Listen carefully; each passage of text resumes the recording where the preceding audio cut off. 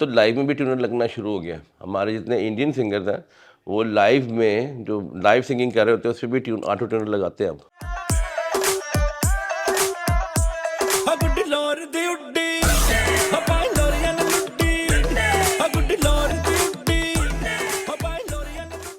बहुत शुक्रिया साहिब ने बगा हमारे लिए वक्त निकालने का। आप मौसीक़ार भी हैं, गुलकार भी हैं, तो आप क्या समझते हैं, आप अच्छे गुलकार ज़्यादा हैं या मौसीक़ार ज़्यादा अच्छे हैं? मैं म्यूज़िक लवर हूँ, मैं म्यूज़िक का जितना काम कर सकता मैं वो करता हूँ। तो मैं एक म्यूज़िक लवर हूँ, तो मुझे म्यूज़िक की हर तरफ पे काम करना अच्छा लगता है।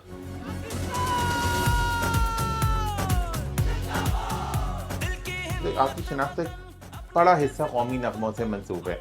कोई जंग हो रही हो पाकिस्तान इंडिया की, आपके गाने, मैच हो, हॉकी मैच हो, क्रिकेट मैच हो, आपके गानों की रिलीज़ हर तरफ सोशल मीडिया पर है।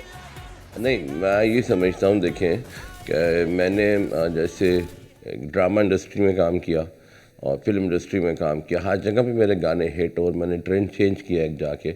और इसी तरह जब मुझे आर्मी के साथ काम करने का मौका मिला तो वहाँ भी मुझे एक ट्रेंड चेंज करने का मौका मिला था, क्योंकि आज से जो 40-50 साल पहले के हमारे नगमे हैं वो ही रीडू करते थे ज़्यादातर।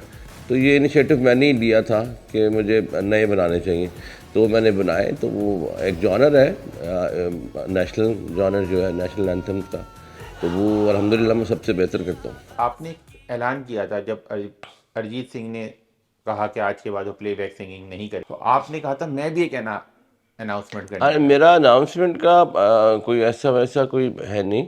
जिस वजह से अरिजीत सिंह ने ये डिसीजन लिया है वो एक बहुत ही इंडस्ट्री की जो लॉबी सिस्टम होता है उसकी वजह से उसने किया था।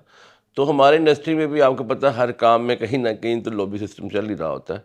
तो कुछ लोग हैं जिनकी वजह से बंदा कहता है कि यार ये चीज़ छोड़ ही दो, तो ये करना ही नहीं है। तो मेरा कोई डिसीजन इतना ख़ास नहीं है, क्योंकि पाकिस्तान में पहले कौन सी इतनी कोई इंडस्ट्री टॉप पे जा रही है, सारे तो बेचारे चल रहे। तो ये तो हमारी हिम्मत है कि हम छोटे से काम से भी अपना नाम लेके आगे चल रहे हैं, तो अल्हम्दुलिल्लाह। मुशाहिदा है कि जदीद आलात और सॉफ्टवेयर्स ने गुलकारों को तो ढेर लगा दी है, मगर उनकी आवाज़ ऑटो ट्यून या मास्टरिंग से स्टूडियो में तो अच्छी लगती है, लेकिन वो बराह रास्त या लाइव सिंगिंग नहीं कर सकते। बात ये प्रॉब्लम है भी। आप देखें कि जितने भी सिंगर आजकल गा रहे हैं वो सबको स्टूडियो में एक परफेक्शन देने के लिए, आपके कानों को जो सुनने में अच्छा लगाता हो, उसके लिए एक काम वो मैनुअल पिचिंग करनी पड़ती है। इसको हम ऑटो ट्यूनर नहीं बोल सकते, क्योंकि ऑटो ट्यूनर तो बिल्कुल नाड़ी के लिए होता है। तो ये पिचिंग जिसको बोलते हैं कि हम पिच करते हैं चीज़ों को, एक ट्यून कर लेते हैं एक एक्यूरेट 440 के हिसाब से, तो वो मेरे ख्याल से है तो अच्छी बात, कानों को सुनने में अच्छा लगता है। लेकिन उससे यह कि जो प्रोफेशनल सिंगर भी हैं वो भी लेज़ी हो जाते हैं, फिर लाइव में उस तरह की उनकी आवाज़ नहीं आती। तो मेरा ख्याल है कि अब तो लाइव में भी ट्यूनर लगना शुरू हो गया। हमारे जितने इंडियन सिंगर्स हैं वो लाइव में जो लाइव सिंगिंग कर रहे होते हैं उस पर भी ऑटो ट्यूनर लगाते हैं अब। तो अब ये शिकायत भी दूर हो जाएगी लोगों की।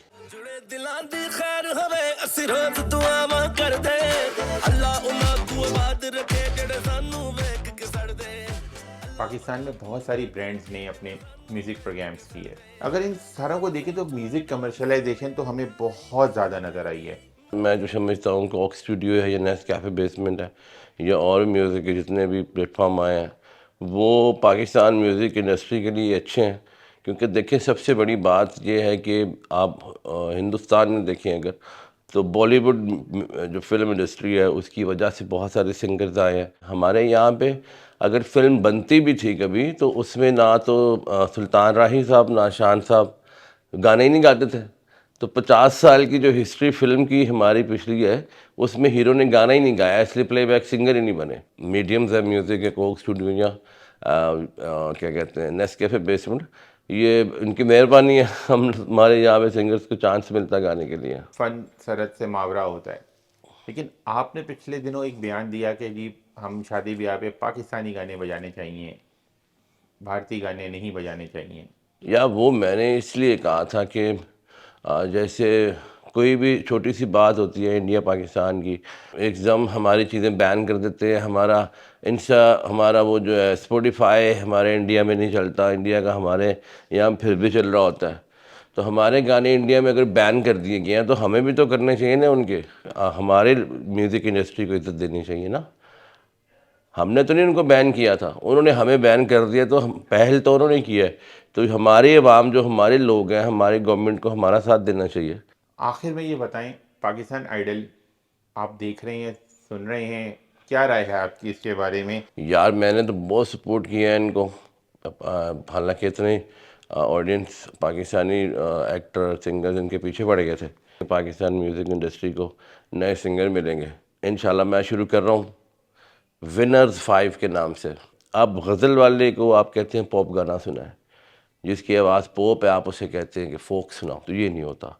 जैसे मेहंदी हसन थे, या जैसे जंगीर आलम थे, या हमारे जो अहमद रुश्दी साहब थे पुराने लोगों में, या आप नूर जहां साहिबा थी, या नहीद अख्तर, इन सब के अलग अलग जॉनर्स हैं। तो कभी भी एक सिंगर को आप विनर कर देते हो, और आपने देखा होगा कि जितने भी विनर्स बनते हैं उनको बाद में काम ही नहीं मिलता कहीं। समझ रहे?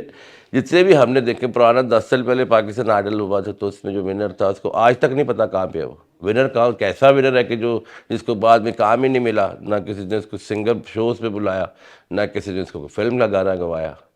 तो इसलिए हम 5 विनर्स 5 के नाम से जो हम शो कर रहे हैं, 5 रिकॉर्ड कंपनी का ही है, तो उसमें 5 सिंगर आएंगे अलग अलग जॉनर्स के। तो इंशाल्लाह ताला आपको मज़ा आएगा।